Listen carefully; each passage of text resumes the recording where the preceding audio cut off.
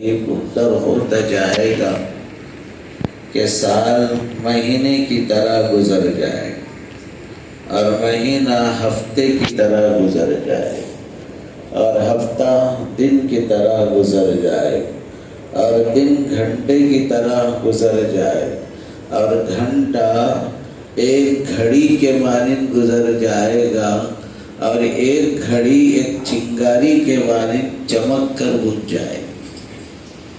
اس وقت بہت تیزی کے ساتھ یہ زمانہ قیامت کے قریب ہوتا چلا جا رہا ہے۔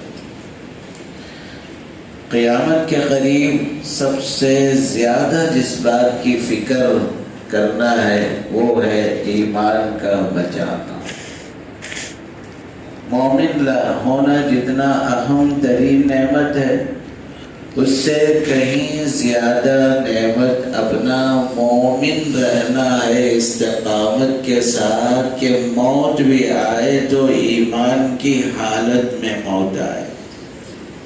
رسول اللہ صلی اللہ علیہ وسلم نے فرمایا، فتنوں کا جب دور شروع ہوگا تو لوگوں کا ایمان باقی نہیں رہے گا۔ یصبح الرجل مؤمنا ویمسی کافرا ویمسی الرجل مؤمنا ویصبح کافرا، کہ آدمی فتنوں کے زمانے میں اس قدر اس کا اپنا ایمان اس کا نکلتا چلا جائے گا کہ وہ صبح کو مومن رہے گا تو شام کو کافر ہو جائے گا، شام کو کافر ہو مومن رہے گا تو صبح کو کافر ہو جائے۔ تو اس لیے بھائیو، فکر جس بات کی کرنا ہے وہ ہے ایمان جیسی عظیم دولت مجھ میں بھی قائم رہے، میری اولاد میں بھی قائم رہے، میری نسلوں میں بھی قائم رہے۔ اللہ کے نبی علیہ السلام ہمارا سونا بھی ایمان کی حالت میں ہو اور ہمارا صبح اٹھنا بھی ایمان کی حالت میں ہو۔ اس لیے پیغمبر علیہ السلام نے باضابطہ صلاۃ الوتر کے اندر پہلی رکعت میں سبح اسم ربک الاعلی، دوسری رکعت میں قل یا ایھا الکافرون اور تیسری رکعت میں قل هو اللہ احد پڑھ کر سونے کی آپ نے تعلیم دی ہے۔ اور ادھر صبح اٹھتے ہی 2 رکعت سنت مؤکدہ آپ کی پہلی نماز شروع ہوتی ہے۔ تہجد کے بعد فجر کی صبح صادق کی نماز میں بھی پہلی رکعت میں قل یا ایھا الکافرون، دوسری رکعت میں قل هو اللہ احد۔ یہ آپ نے یہ بتلا دیا سوتے ہوئے آخری عمل بھی ہمارا توحید پر ہو اور اٹھنے کے بعد بھی پہلا جو کلمہ زبان سے نکلے وہ کلمہ توحید ہمارے زبان سے جاری۔ یہ کیوں فرمایا؟ اس لیے فرمایا کہ رات کا مسلمان صبح کافر ہو جاتا اور صبح مومن ہے شام کو کافر ہو جائے۔ اس لیے علماء نے فرمایا قل یا ایھا الکافرون توحید فعلی ہے، قل هو اللہ احد توحید قولی ہے۔ توحید فعلی کا مطلب ہے کہ میں ایک اللہ کی عبادت کرتا ہوں، اللہ کے علاوہ کسی کی عبادت نہیں کرتا۔ اے کافرو، جن بتوں کی تم پوجا کرتے ہو میں ان بتوں کی عبادت نہیں کر سکتا، جن کی تم عبادت کر رہے ہو ان کی میں نہیں کر سکتا۔ ہر معاملے میں مصالحت ہو سکتی ہے، ہر معاملے میں کمپرمائز ہو سکتا ہے، انتظامی امور میں ایک دوسرے کے ساتھ مل جل کر ہم رہ سکتے ہیں، لیکن ایمان کا مسئلہ آئے، توحید کا مسئلہ آئے تو پھر ہم لکم دینکم ولی دین صاف کہہ دیں گے، تمہارا دین تمہارے ساتھ ہے، میرا دین میرے ساتھ ہے۔ اس لیے بھائیوں ضرورت ہے اس بات کی. یقیناً یہ رات نصف شعبان شب برات اس کی تقریباً 17 صحابہ کرام سے روایات ثابت ہیں. اگرچہ کہ بعض میں ضعف ہے لیکن کثرت روایات کی وجہ سے بھی سعودی عرب کے بڑے سے بڑے مفتیان کرام نے بھی اور اسی طرح آپ کے بڑے سے بڑے علماء نے بھی اس بات کو تسلیم کیا ہے. شب برات کی رات کے سلسلے میں ایک طبقہ یہ کہتا ہے اس کی کوئی حقیقت نہیں ہے، ایسے کہنے والے کی کوئی حقیقت نہیں ہے. چیف جسٹس آف پاکستان مفتی تقی عثمانی صاحب نے پوری روایات کو اکٹھے کرنے کے بعد یہ کہا حضرات صحابہ جہاں آ جاتے ہیں تو ان کی عدالت اتنی مضبوط ہے کہ ان کو یہ نہیں کہا جا سکتا کہ انہوں نے غلط چیزیں بیان کر دی ہوں. اس لیے یہ رات یقیناً عبادت کی رات ہے. اس رات میں انفرادی عمل زیادہ پسندیدہ ہے. آپ سے گزارش ہے آپ زبان سے استغفار پڑھتے رہے اس مجلس میں، انشاءاللہ انفرادی عمل بھی جاری رہے.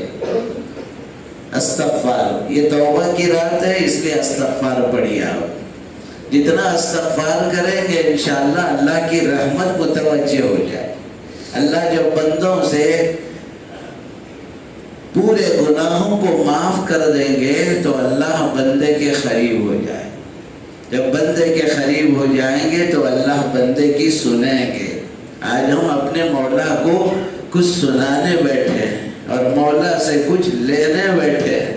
جب لینے بیٹھے ہیں تو بھائیوں پورے توجہ کے ساتھ اب استغفار کا بھرپور اہتمام کیجیے. یہ رات استغفار کی رات ہے، یہ رات توبہ کی رات ہے. یہ رات آسمان اول پر اللہ مغرب سے ہی جلوگر ہو جاتے ہیں. حدیثوں میں ہے کہ رات کے آخر حصے میں تہجد کے وقت اللہ تعالیٰ ہر دن آسمان اول پر حاضر ہو کر بندوں کو اعلان کرتے ہیں ہے کوئی مانگنے والا اس کی مانگ کو میں پورا کر دوں، ہے کوئی بخشش مانگنے والا اس کی بخشش کر دوں، ہے کوئی روزی مانگنے والا اس کو روزی اور روٹی سے بھرے نواز دوں. لیکن شب برات کے موقع پر مغرب ہی سے اللہ کی طرف سے اعلان ہوتا ہے. اس لیے اس رات کی بڑی خصوصیت ہے. الغرض بھائیوں یہ مہینہ رسول اللہ صلی اللہ علیہ وسلم نے فرمایا شہر شعبان ہوا شہری شہر رجب ہوا شہر اللہ. رجب اللہ کا مہینہ ہے، شعبان میرا مہینہ ہے. حضور صلی اللہ علیہ وسلم نے میرا مہینہ کہہ کر نسبت فرمائی. اللہ کے نبی رحمت للعالمین ہے تو اس مہینے میں بھی اللہ تعالیٰ کثرت سے رحمت نازل فرماتے ہیں. اس کی بہترین سنت یہی ہے کہ 13, 14, 15 شعبان کو 3 روزے رکھے جائیں. بلکہ حضرت ابو ہریرہ رضی اللہ عنہ فرماتے ہیں اوصانی خلیلی رسول اللہ صلی اللہ علیہ وسلم بثلاث لم ادعہن. آپ علیہ السلام فرماتے ہیں حضرت ابو ہریرہ کہتے ہیں کہ حضور اکرم صلی اللہ علیہ وسلم نے مجھے 3 چیزوں کی نصیحت فرمائی جس کو میں نے کبھی نہیں چھوڑا. معلوم یہ ہوا حضور کی کچھ وصیتیں ایسی ہیں ہونی چاہیے جو زندگی میں کبھی نہ چھوٹے. 3 چیزوں کی حضور نے وصیت فرمائی. ایک وصیت اس میں ایسی ہے جس میں بدن کی صحت کو باقی رکھنے کا نسخہ بتایا اور دوسرا آخرت بنانے کا راستہ بتایا. فرماتے ہیں پہلی چیز جس سے میری صحت بہتر سے بہتر ہو، فرمایا صیام 3 یوم من کل شہر. ہر مہینے میں 3 روزے میں رکھوں، خصوصاً ایام 20, 13, 14, 15. 13, 14, 15.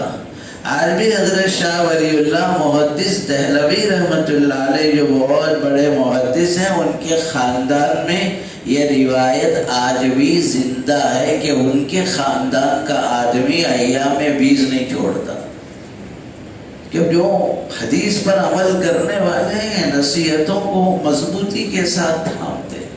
دوسرا، حضور نے فرمایا صلاۃ الضحیٰ، اشراق کی نماز نہیں چھوڑنا کبھی۔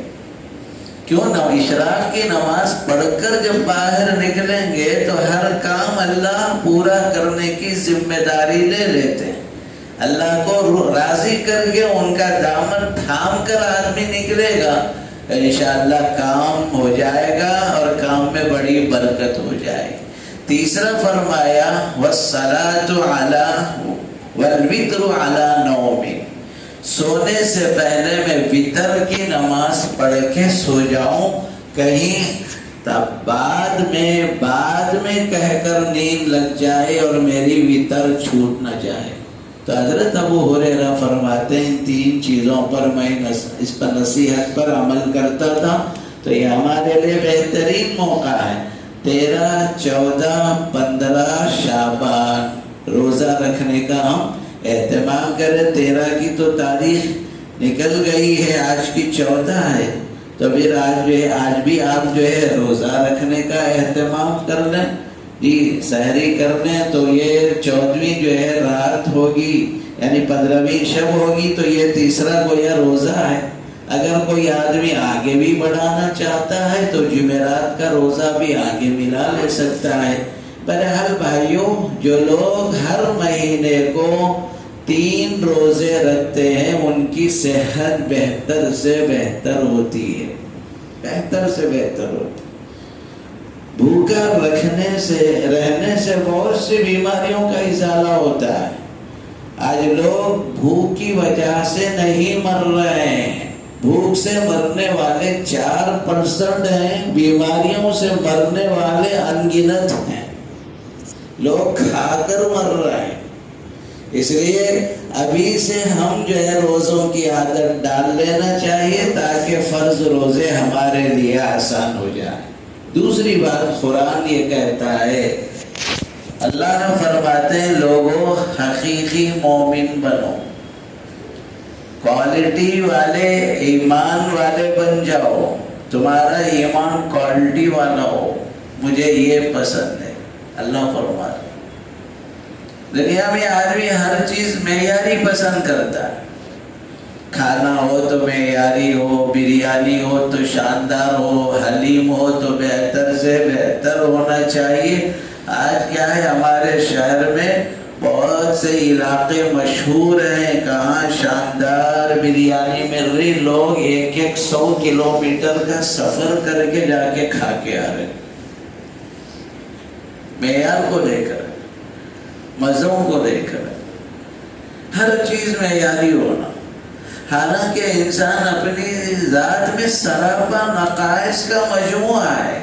صبح اٹھتا ہے تو آنکھوں میں میل ہے، منہ میں اس کے بدبو ہے، پیٹ میں 2 گندگی کے پوٹلیاں لے کر پھرتا ہے، اور پورے رگوں میں گندا خون جو ہے دوڑتا ہے۔ سراپا نقص اور عیب کا مجموعہ ہوتے ہوئے عیب دار چیز کو پسند نہیں کرتا، پھٹے ہوئے کپڑے کو پسند نہیں کرتا، ڈیمیج ہوئے کسی جو ہے کپڑے کو لینے پسند نہیں کرتا۔ کپڑا بھی شاندار ہو، وہ بھی اعلیٰ سے اعلیٰ کمپنی کا ہو، برانڈ والی جو ہے کمپنی شاندار ہو، مکان بھی شاندار ہو، سواری بھی شاندار ہو، سوٹ بھی شاندار، بوٹ بھی شاندار، ہر چیز معیاری ہو، جبکہ نقائص اور عیوب سے بھرا ہوا ہے۔ عبادت کس اللہ کی کرتے ہو؟ اس اللہ کی عبادت ہم کرتے ہیں جو عیوب سے بھی پاک ہے، نقائص سے بھی پاک ہے، خامیوں سے بھی پاک ہے، ہر طرح کی خرابیوں سے بھی پاک ہے۔ اے ناقص بندے، اپنے لیے عیبدار چیز کو تو پسند نہیں کرتا، وہ اللہ جو تمام عیوب سے پاک ہے اس کی بارگاہ بھی عمل کوالٹی سے کوالٹی ہونا چاہیے۔ اسی لیے اللہ عمل کے معیار کو دیکھتے ہیں۔ الذی خلق الموت والحیات لیبلوکم ایکم احسن عملا۔ موت اور حیات کو اللہ نے بنایا، وہ یہ دیکھنا چاہتے ہیں کہ کون کوالٹی اور شاندار عمل پیش کرتا ہے۔ نماز بھی ہو تو شاندار ہو، ذکر ہو تو شاندار ہو، تلاوت ہو تو شاندار ہو، روزے ہوں تو شاندار ہو، تراویح ہو تو شاندار ہو۔ اس کا عزم کر لیں انشاءاللہ آنے والے رمضان میں ہر عمل ہمارا معیاری ہو۔ اور یہ معیاری عمل بنانے کے لیے کچھ کام کرنا پڑے گا۔ پہلا یہ ہے کہ ایمان کو مضبوط بنانا، دوسرا عمل کو شاندار کرنا، تیسرے اخلاق سے آراستہ ہونا ضروری۔ ایمان کو مضبوط کرنے کے لیے 3 کام کرنے چاہیے۔ ایمان کو مضبوط کرنے کے لیے 3 کام کرنا ہے۔ پہلے اللہ کا ذکر، دوسرے قرآن کی تلاوت، تیسرے اللہ پر ایسا بھروسہ اور توکل کہ اللہ کے علاوہ کسی سے نہیں ہوتا، جو بھی ہوتا ہے میرے مولا سے ہوتا ہے، میرے مولا سے ہوتا ہے۔ ذکر اللہ کا اہتمام، صبح شام کثرت سے ذکر کی عادت ڈالنا، 100 مرتبہ کلمہ طیبہ پڑھنے کا معمول، 100 مرتبہ استغفار کے پڑھنے کا معمول، 100 مرتبہ درود شریف کے پڑھنے کا معمول، 100 مرتبہ اللہ کا شکر، اللہم لک الحمد ولک الشکر پڑھنے کا معمول، 100 مرتبہ کی تسبیح کرنا۔ اس سے ایمان کی بیٹری چارج ہوگی۔ آپ کا فون چلتے چلتے جب بیٹری ڈاؤن ہو جاتی ہے تو وہ لوگ جن کا سارا دار و مدار فون پر ہوتا ہے، جیسے ہی بیٹری ڈاؤن ہوتی ہے تو انہوں بھی ڈاؤن ہونا شروع ہو جاتا ہے۔ بات سمجھ میں آ رہی؟ آدمی ضرور ہی سمجھتا ہے، اور اللہ کے نبی علیہ السلام نے فرمایا ایسے ہی ایمان کی بیٹری بھی کمزور ہو جاتی، اس کی چارجنگ ضروری ہے۔ وہ چارجنگ کیا ہے؟ اللہ کا ذکر ہے۔ آپ نے فرمایا، ایک حدیث ہے، جددو ایمانکم، صحابہ کے درمیان اللہ کے نبی نے نصیحت فرمائی، اپنی ایمان کی بیٹری کو چارج کرو۔ قیل یا رسول اللہ کیف نجدد ایماننا، اللہ کے رسول ہم اپنے ایمان کی بیٹری کو کیسے چارج کریں؟ فرمایا اکثروا قول لا الہ الا اللہ، لا الہ الا اللہ کو کثرت سے پڑھو، کثرت سے پڑھو۔ بہت سے لوگ بھائیوں موت کی تمنا کلمے کے ساتھ کی کرتے ہیں کہ ہماری موت آئے تو کلمے کے ساتھ آئے، کلمے کے ساتھ آئے۔ اور اللہ کے نبی نے صاحب نسخہ بتایا، اگر تم کلمے کے ساتھ مرنا چاہو تو پھر ذکر کے ساتھ تمہاری شام بھی گزرے، تمہاری صبح بھی گزرے، تمہاری صبح بھی ذکر اللہ سے گزرے اور شام بھی تمہارا ذکر اللہ سے گزرے۔ پھر حضور نے خوشخبری سنائی، جیسے تم جیو گے ویسے تم مرو گے، جیسے مرو گے ویسے اٹھائے جاؤ گے۔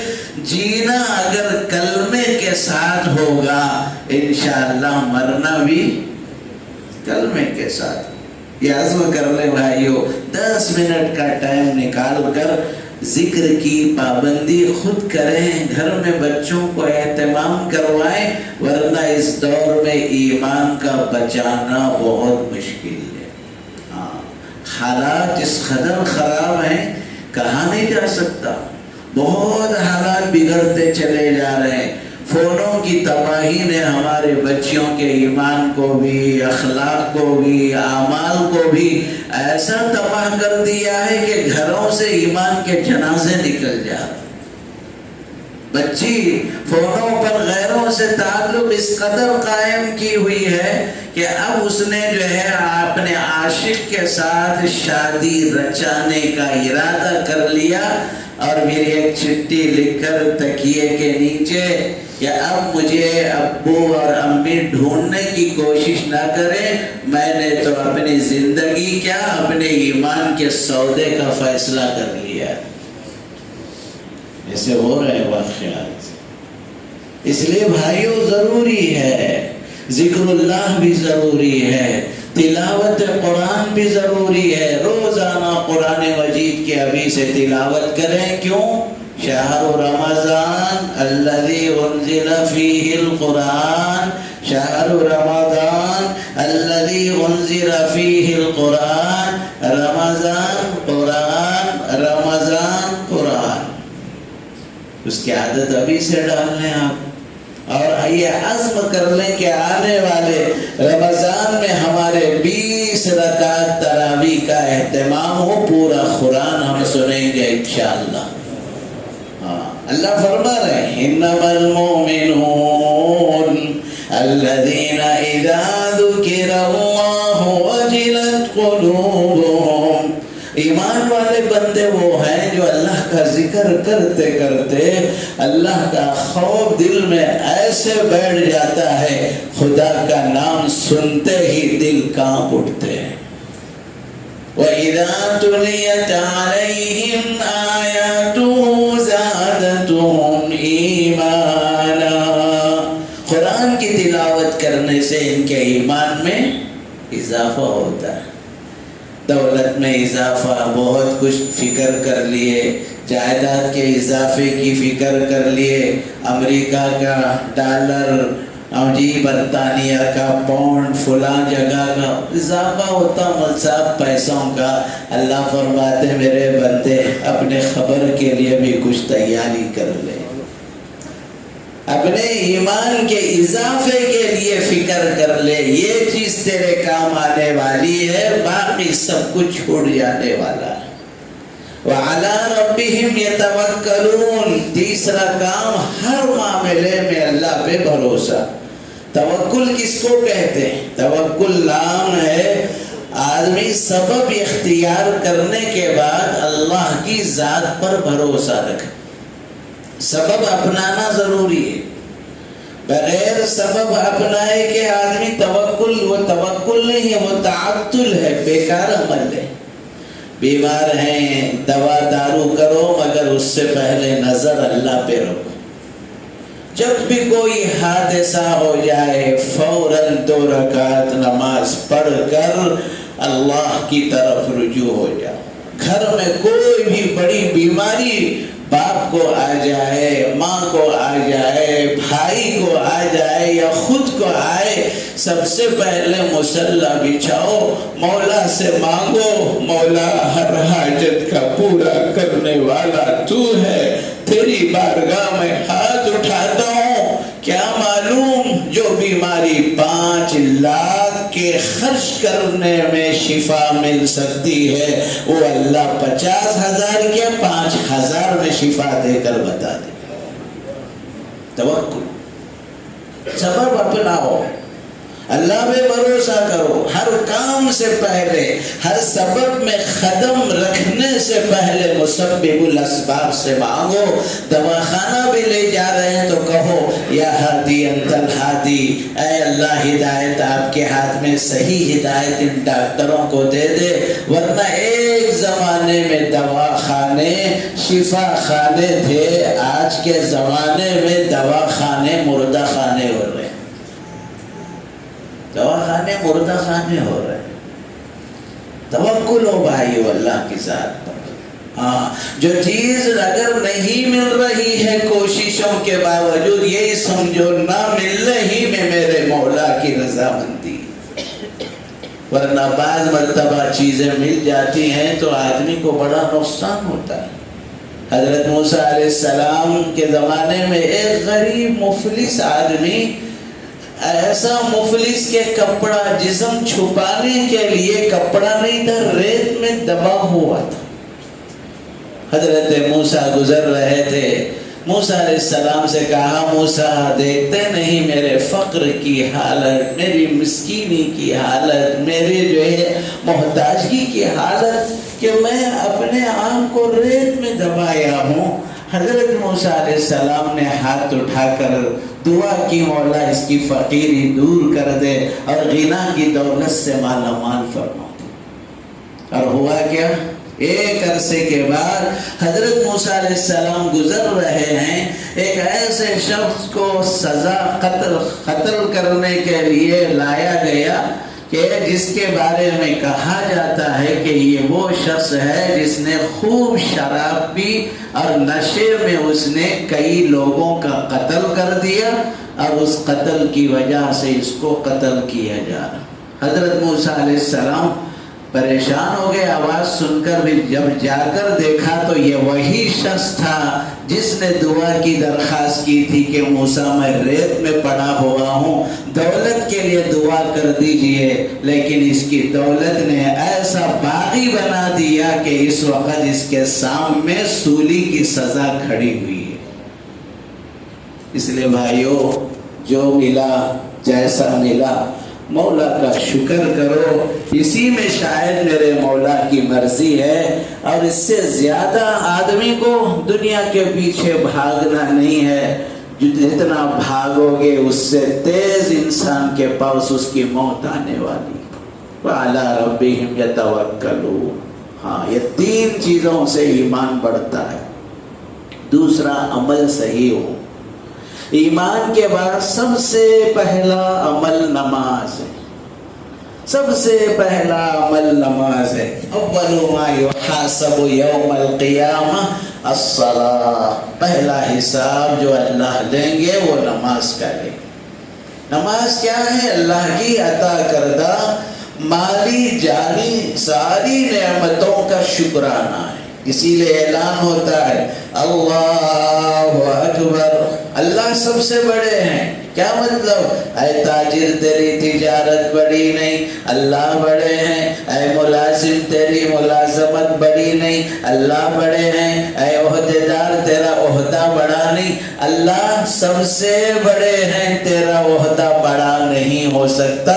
آؤ اس کے دربار میں، جس جسم کو اس نے دیا ہے، جس جوانی کو اس نے عطا کیا ہے، آنکھوں کی دیکھنے کی نعمت، کانوں سے سننے کی نعمت، زبان سے بولنے کی طاقت، ہاتھوں سے پکڑنے کی طاقت، پیروں سے چلنے کی طاقت، مولا یہ سب نعمتیں تیری عطا کردہ، میں تیرے در کا غلام ہوں۔ اللہ اکبر، آپ کی طاقت بڑی ہے، میں ایک ادنا کمزور غلام ہوں، تیری بارگاہ غلاموں کی طرح کھڑا ہوتا ہوں، غلاموں کی طرح جھک کر تیری تعریف کرتا ہوں۔ سبحان ربی العظیم، میرا پروردگار کسی کے سامنے جھکنے سے بے نیاز ہے، ساری دنیا اس کے سامنے جھکنے والی ہے، جھکنے کے باوجود میرے رب کا میں نے حق ادا نہیں کیا۔ سبحان ربی العظیم، میرا رب اس سے زیادہ عظمتوں والا ہے۔ وہ چہرہ جس خوبصورتی پر فخر ہے، وہ اونچی ناک جس کے اوپر ہے، حسن پر فخر ہے،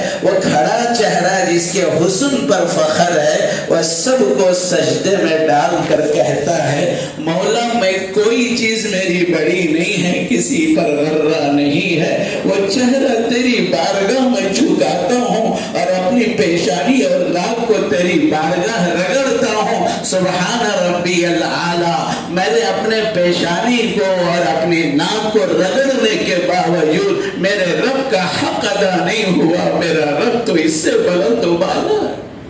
سبحان ربی العالی، سبحان ربی اللہ فرما رہے الذین یقیمون الصلاۃ، نماز قائم کرو۔ کوالٹی والا ایمان والا بننا ہے، حقیقی مومن بننا ہے، نمازوں کی پابندی۔ وَمِمَّا رَزَقْنَاهُمْ يُنْفِقُونَ، آخر میں اللہ ذکر کرتے ہیں پانچویں بات، اللہ کی عطا کردہ جتنی نعمتیں ہیں اس کا حق ادا کرو.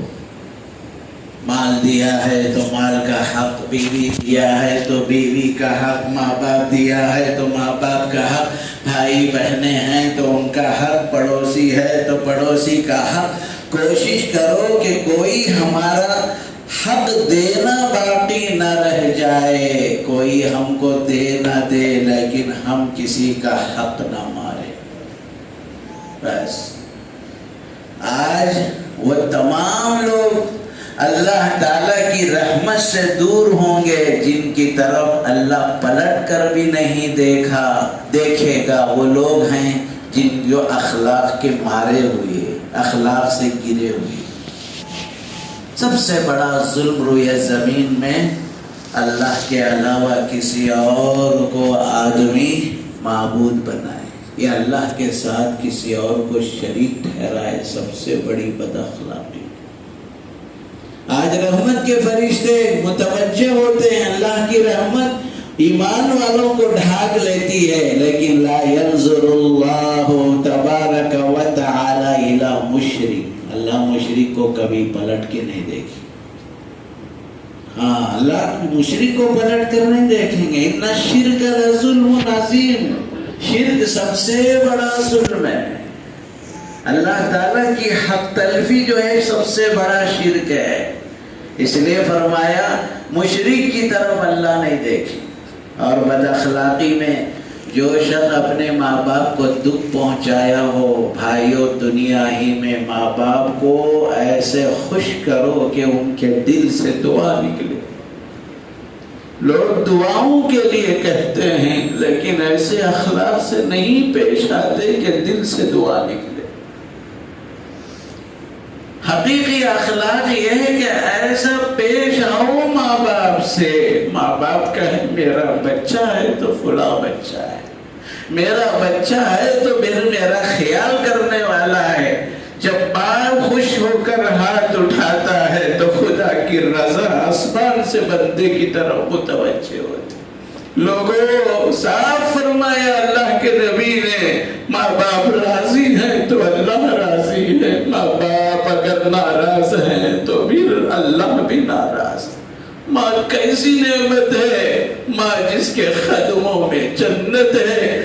قدموں میں بیٹھ جا کر کبھی دعا کرو، مولا تو نے تو میری ماں کے قدموں تلے جنت رکھا ہے، میں اس جنت کے پاس بیٹھ کر گناہوں کی بھیک مانگتا ہوں تو مجھے معاف کر دے.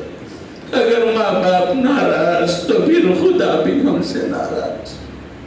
آج کتنے بچے ہیں جو ماں باپ کو دکھ پہنچاتے.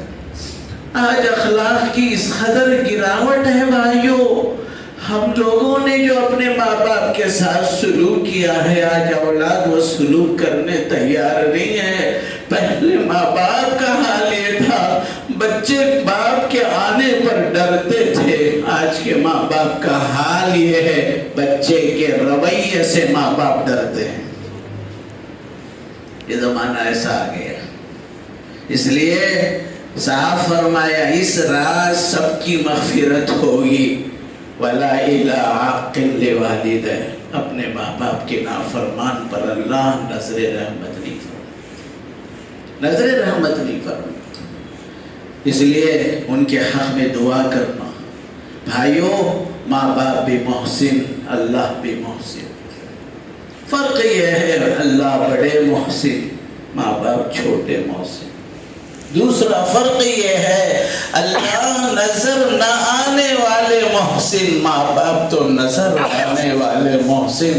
نظر آنے والے محسن کو جس نے نہیں پہچانا، چھپے ہوئے محسن کو کیا پہچانے گا.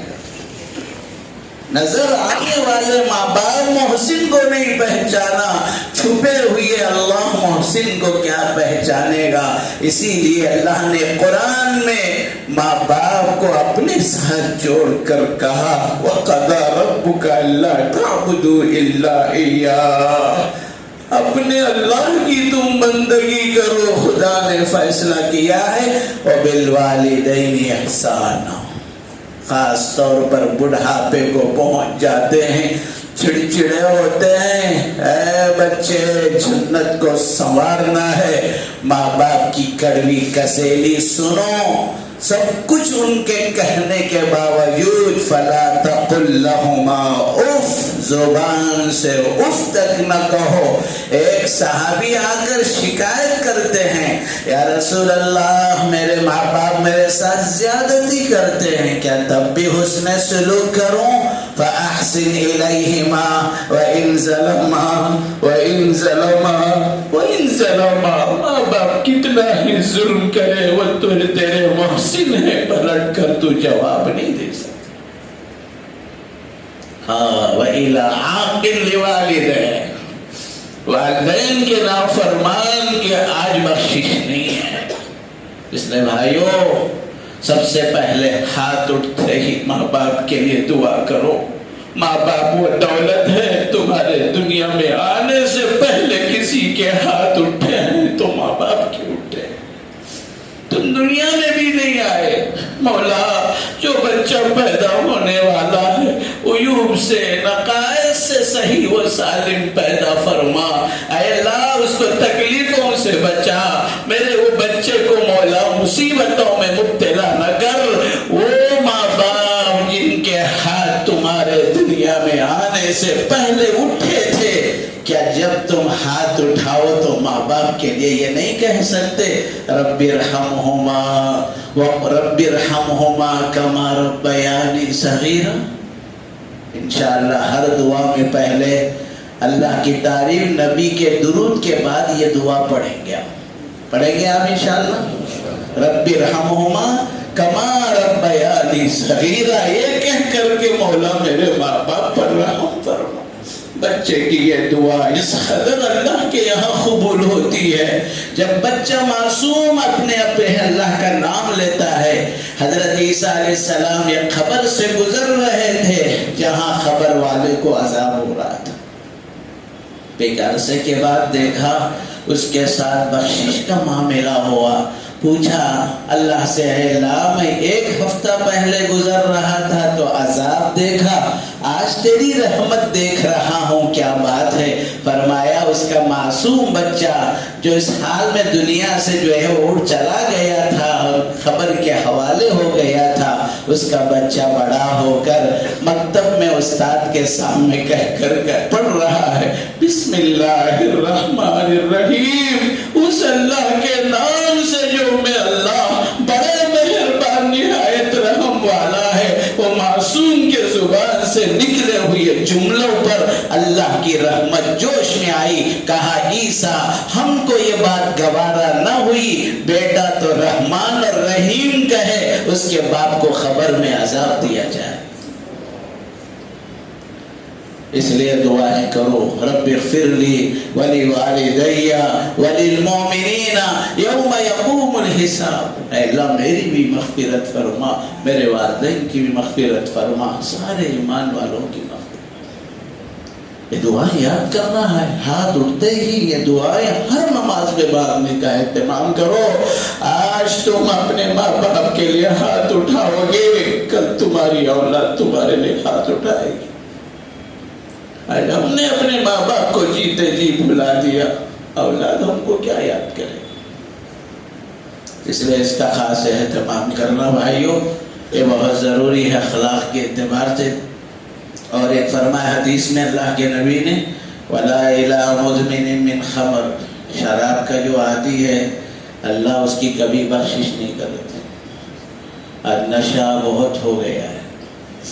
لوگ سمجھتے ہیں کہ شراب وہی ہے جو شیشے میں ڈال کر سیندی یا بیر یا اور نشے والی چیز بھی ہے. نہیں، آج نشے کے مختلف قسمیں ہو گئی ہیں. نشہ آج سونگنے کے ذریعے سے بھی ہو رہا ہے، نشہ انجیکشن سے ہو رہا ہے. ایک نشہ وہ ہے جو آدمی سرین کے راستے سے بھی لے رہا ہے. ہاں، یہ نشے کی لت ایسی لگی ہوئی ہے الامان الحفیظ. اور یہ نشہ خریدنا بیچنا مسلمانوں کی ایک بڑی تعداد بن گئی. ابھی ہم لوگ گئے تھے نرمل میں، پتا چلا 4 لڑکے جس میں ایک غیر 3 مسلمان شراب کا بہت بڑا حصہ کار میں ڈال کر خرید بیچنے کے لیے جا رہے تھے. پولیس کوئی آفیسر نہیں، اس کو پتا چلا تو وہ سامنے آ گئی تو کار اسی کے اوپر چلا دیا. کار اسی پر چلا دیا. وہ ایک ہفتے کے بعد وہ عورت جان توڑ دیا. اس میں 3 مسلمان بچے نرمل کے، ایک ہندو کا بچہ. یہ حال ہے. بہت نشہ ہو رہا ہے. میں گزارش کروں گا ہمارے نوجوانوں سے بھی، ہمارے دوست احباب سے بھی، جہاں بھی ہمارے بچے نشہ میں مبتلا نظر آئے، محبت سے ان کو سمجھانے کی ضرورت ہے. ہفتے میں ایک ٹیم ایسی ہو، پورے نکڑوں پر، چبوتروں پر، ہوٹلوں پر، یا آپ کے جم کے بڑے بڑے جو ہے آپ کے جو ہے جم خانے ہیں، وہاں پر بھی یہ نشہ کی چیزیں خرید و فروخت ہو رہی. آج ایسے تمام نشہ خوروں پر اللہ نظر رحمت نہیں کریں گے. وَلَا إِلَى مُدْمِنٍ مِّنْ خَمْرٍ وَلَا إِلَى مُدْمِنٍ مِّنْ خَمْرٍ. جس کے دل میں کینہ، کپٹ، حسد ہوگا، اللہ اس پر بھی نظر نہیں کرے. حسد کیوں بھائیو؟ اللہ جس کو جو دیتا ہے مقدر کا دیتا ہے. بس کسی کی نعمت کو دیکھ کر خوش ہویا کرو، جلا مت کرو. جو لوگ حسد کرتے ہیں، جلتے ہیں، وہ دنیا میں بھی روتے ہی رہتے ہیں، کبھی ترقی نہیں ہوتی. کیوں؟ اس لیے کہ حسد آپ کسی پر جلن کرتے ہیں تو سب سے پہلے اللہ کے خلاف مقدمہ دائر کرتے ہیں. اللہ میں کیوں دیے آپ اس کو؟ نہیں دینا تھا. تو حسد کرنے والا مخلوق کا بعد میں دشمن بنتا ہے، سب سے پہلے اللہ کا دشمن بن جاتا ہے. اس لیے اس کی لعنت یہ ہے کہ حسد کرنے والا ہمیشہ زوال میں ہوتا ہے، کبھی ترقی نصیب نہیں ہوتی. اس لیے ہم کسی کی نعمت پر خوشی کا اظہار کریں گے انشاءاللہ. حسد نہیں ہوگا.